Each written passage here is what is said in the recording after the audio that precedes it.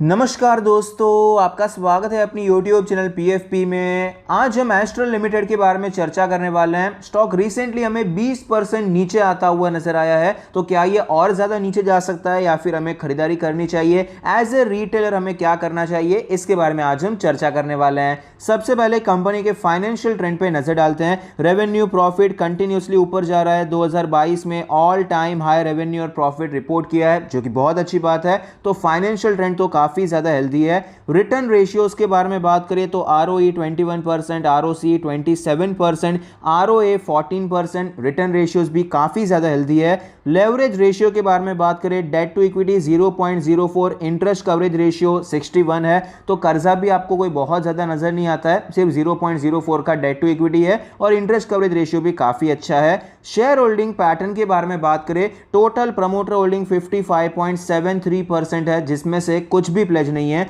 Mutual fund 7.5%, other DII 6%, FII 16%, retail and other category में almost 15% की हिस्सेदारी नजर आती है। तो ओवरऑल शेयर होल्डिंग पैटर्न अच्छा नजर आता है, क्योंकि प्रमोटर के पास 50% से ज्यादा की इक्विटी भी है और इंस्टीट्यूशंस का भी अच्छा खासा इंटरेस्ट है। लेकिन रीसेंट ट्रेंड के बारे में बात करें तो म्यूचुअल फंड ने बहुत कोई खास स्टेक बढ़ाया नहीं है, बढ़ रहा था लेकिन लास्ट क्वार्टर में आपको वापस कम होता हुआ नजर आया। अदर DIIs अपना स्टेक बढ़ा रहे हैं, लेकिन FIIs लगातार आपको एग्रेसिवली अपना स्टेक कम करते हुए नजर आते हैं। रिटेल एंड अदर कैटेगरी में आपको स्टेक बढ़ता हुआ नजर आया। तो यहां पर जो रीसेंट ट्रेंड चल रहा है वो इतना ज्यादा अच्छा नजर नहीं आता है। वैल्यूएशन के बारे में बात करें, 90 का PE रेशियो है, जबकि सेक्टर का सिर्फ 50 के आसपास है। प्राइस टू बुक रेशियो 18 है, जबकि सेक्टर का 5 चल रहा है। तो क्लियरली वैल्यूएशन के बेसिस पे तो महंगा ही नजर आता है। दूसरे कंपनीज के मुकाबले, सेक्टर के मुकाबले प्रीमियम वैल्यूएशन पे ट्रेड कर रहा है।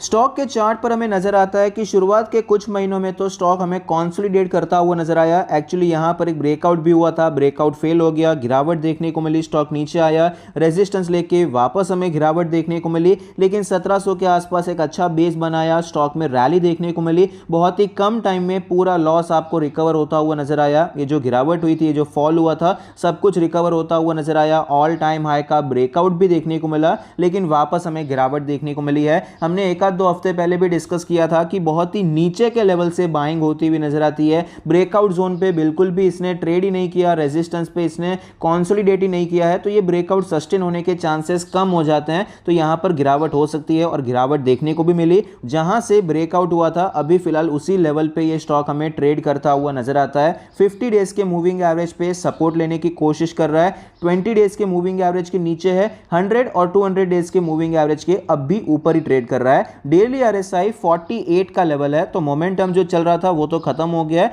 लेकिन एकदम ओवरसोल्ड कंडीशन है ऐसा नहीं है। ओवरऑल 40 के ऊपर का डेली RSI अब भी मजबूत ही नजर आता है, लेकिन बहुत ज्यादा स्ट्रॉन्ग मोमेंटम में नहीं है। डेली चार्ट पे अभी इंपॉर्टेंट लेवल्स के बारे में बात करें, सबसे पहले सपोर्ट देख लेते हैं, जहां से पिछले 2-3 दिनों से सपोर्ट लेने की कोशिश कर रहे हैं। 2150 का लेवल एज अ सपोर्ट काम करेगा। रेजिस्टेंस के बारे में बात करें, 2500 के आसपास हमें इमीडिएट रेजिस्टेंस डेली चार्ट पे नजर आता है, क्योंकि एक आपको हैवी सेल ऑफ यहां पर देखने को मिला है। वीकली चार्ट पे चलते हैं। वीकली चार्ट पे सपोर्ट तो आपको ऑलमोस्ट वही लेवल नजर आता है, क्योंकि प्रीवियसली ये आपको रेजिस्टेंस की तरह नजर आया था। तो ये लेवल इंपॉर्टेंट ही है।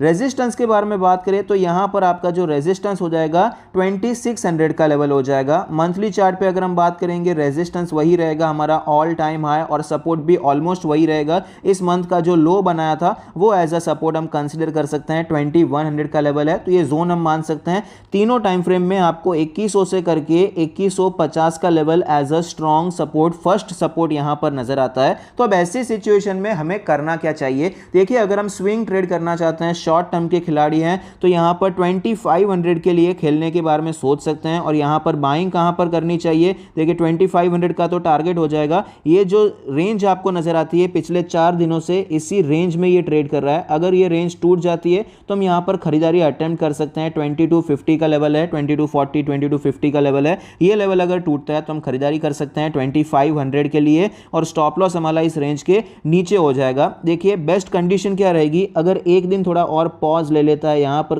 इस प्रकार से कुछ ट्रेड करता है, तो हमारा स्टॉप लॉस छोटा हो जाएगा। हम 2150 के आसपास से स्टॉप लॉस लेकर खरीदारी कर पाएंगे, या 2170 के आसपास स्टॉप लॉस मिल जाएगा। ऐसा कोई कैंडल यहां पर बन जाता है, एक और दिन इनसाइड कैंडल बन जाता है, तो ये थोड़ा और अच्छा हो जाएगा। वरना फिर भी ट्राई करना चाहे तो यहाँ पर अटेम्प्ट करने के बारे में सोच सकते हैं। पोजिशनल ट्रेड के बारे में बात करें तो पोजिशनल ट्रेड के लिए इतना तो कोई खास सेटअप फिलहाल तो बनता हुआ नज़र नहीं आता है। थोड़ा बहुत ऐड करना चाहें करने के बारे में सोच सकते हैं। फिर अगर ये मार्केट सपोर्ट करता है और एस्ट्रल भी ऊपर जाता हुआ नजर आता है तो आप यहाँ पर क्वांटिटी ऐड करने के बारे में सोच सकते हैं। लेकिन पोजिशनल ट्रेड के लिए सिर्फ 4-5 कैंडल के बेसिस पे इसके बेसिस पे हम पोजिशनल ट्रेड यानी कि 3-6 महीने 12 महीने के लिए खरीदारी का प्लान नहीं कर सकते हैं। वीकली चार्ट पे भी ये जो कैंडल बनी है अच्छी कैंडल है, नीचे के लेवल से बाइंग आई है, एक आध हफ्ते के लिए पॉजिटिव मोमेंटम सोच सकते हैं, इसके लिए अच्छा है। स्विंग ट्रेड के लिए अच्छा कैंडल है, लेकिन पोजिशनल ट्रेड के लिए इसी कैंडल के बेसिस पे कोई बड़ी पोजीशन बनाना ये फिलहाल इतना ज़्यादा सूटेबल नज़र नहीं आता है, तो उसके लिए थोड़ा और कंफर्मेशन का वेट करना चाहिए। लॉन्ग टर्म के बारे में बात करें तो देखिए कंपनी अच्छी है, उसमें कोई डाउट नहीं है, लेकिन वैल्यूएशन महंगा है, उसमें भी कोई डाउट नहीं है। तो अगर आप इस वैल्यूएशन पे कंफर्टेबल हैं, थोड़ा बहुत यहाँ पर ऐड करना चाहते हैं तो कर सकते हैं। जो यहाँ पर फोमो में खरीद रहे थे उसके मुकाबले तो आपको ये अब भी 15-16% सस्ता ही मिल रहा है। हाई से लो कैलकुलेट करेंगे तो 20% की गिरावट हुई है,